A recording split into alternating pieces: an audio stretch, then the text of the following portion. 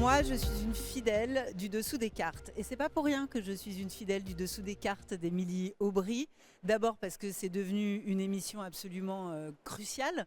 Parce qu'une guerre en Ukraine, une guerre à Gaza et le Moyen-Orient qui s'enflamme, en fait, cette année, elle était absolument indispensable. Dans les temps forts de cette rentrée, ça sera en début 2026, il y a bien sûr l'incroyable série d'Agaï Lévy, Etty, qui raconte l'histoire de cette femme de lettres néerlandaise, juive, qui vit l'occupation nazie, qui vit la perte de ses libertés, qui décide précisément d'en faire une expérience de liberté.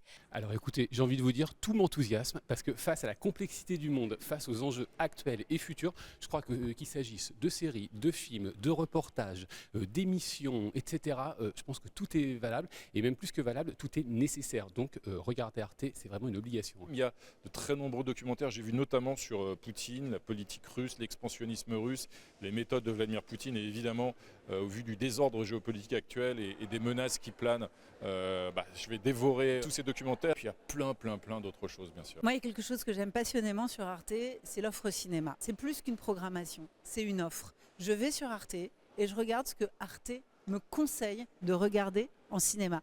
Et là, quand je vois que Arte va faire un cycle dédié à Michel Piccoli, c'est toute mon enfance. Quand je vois que Arte va faire un cycle dédié à Wim Wenders, que j'admire plus que tout, à Roberto Rossellini, que je connais mal et que j'ai envie de découvrir, en fait, il y a une forme de gratitude de me faire découvrir ces films. C'est ça l'offre et la demande. Et je trouve que Arte, c'est vraiment de l'offre. Voilà. Et ça, c'est très agréable.